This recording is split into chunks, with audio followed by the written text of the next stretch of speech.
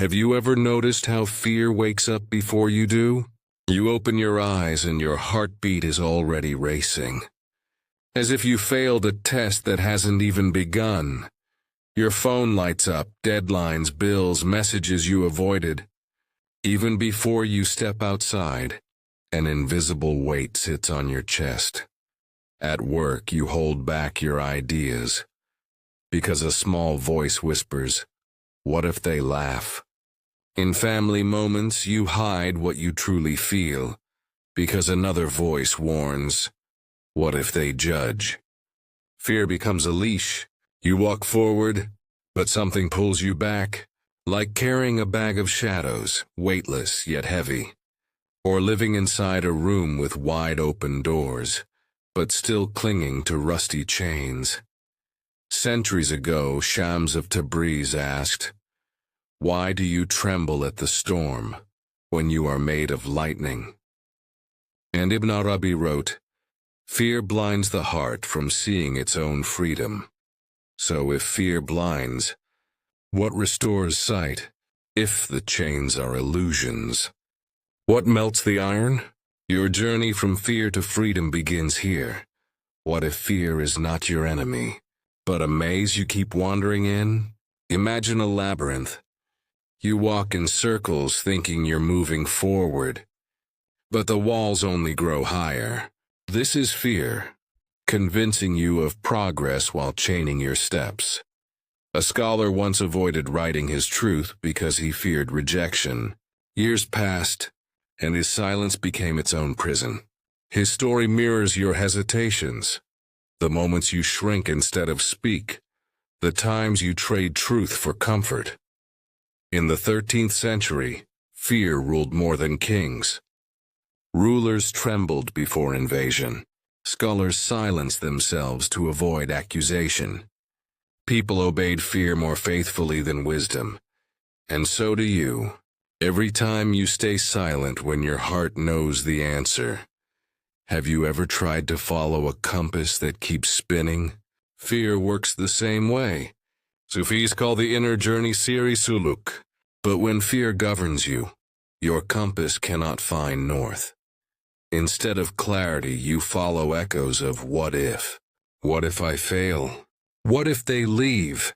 What if I'm not enough? Ibn Arabi taught, fear closes the book of recognition. Courage opens a new page.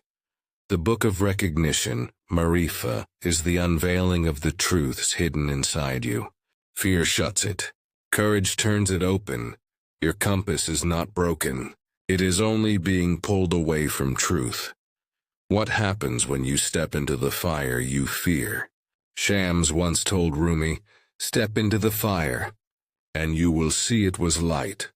Trust, Tawakkul, does not erase danger. It changes your eyes. Storms remain storms, but they no longer paralyze you. Surrender, taslim, does not make you fragile. It makes you free. Rumi himself once lived chained by fear. Fear of reputation, fear of losing his status. Then Shams appeared, and in the presence of a fearless heart, Rumi burned his image, dropped his chains, and danced his way into God. Freedom is not outside the fire. It is discovered inside it. And when fear dissolves, what remains? Like a spinning wheel finally finding its center, motion continues. But now it flows with ease. From this center, divine attributes appear. Patience in uncertainty, mercy even when you're hurt, gratitude even in loss. Ibn Arabi's students found these treasures in exile, when they were stripped of everything external. What looked like chains became mirrors of freedom. Freedom is not the absence of fear. It is the end of holding on to it. Where does fear live in your daily life?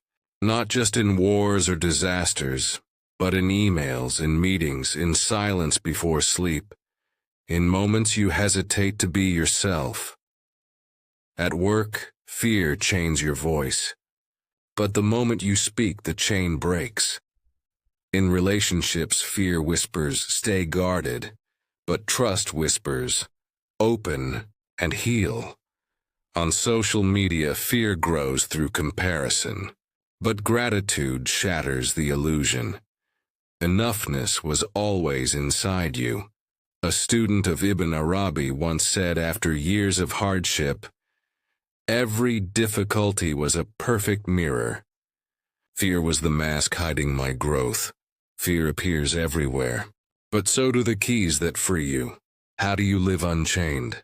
The Sufi path is not theory. It is daily practice. Morning, cash unveiling, sit in silence. Don't ask, what do I fear today? Ask, what truth can I walk into today? Begin with doors, not chains. Day, perfect mirrors. Every critic reflects your hidden insecurity. Every supporter reflects your hidden strength. Watch both without judgment. This is how ordinary moments become teachers. Evening becoming Insan al-Kamil. Reflect gently. What fear did I release today? Did I trust? Did I forgive? Did I speak honestly? Write down one moment of courage. Small sparks build the fire. Science agrees with this path. Mindfulness lowers fear-driven stress. Courage rewires the brain through neuroplasticity. Calm presence influences an entire room. Your practice is not just for you. It shapes everyone around you. What if your freedom becomes someone else's courage? Imagine Shams sitting beside you. He whispers you feared the chains, but they were only shadows. You were free all along. When you release fear, your spark joins a collective fire. One fearless heart can light a home. A home can illuminate a street. A street can brighten a community, but beware. The moment you think, I am fearless, the ego builds new chains. True freedom is quiet, gentle, like water shaping stone. Modern psychology agrees.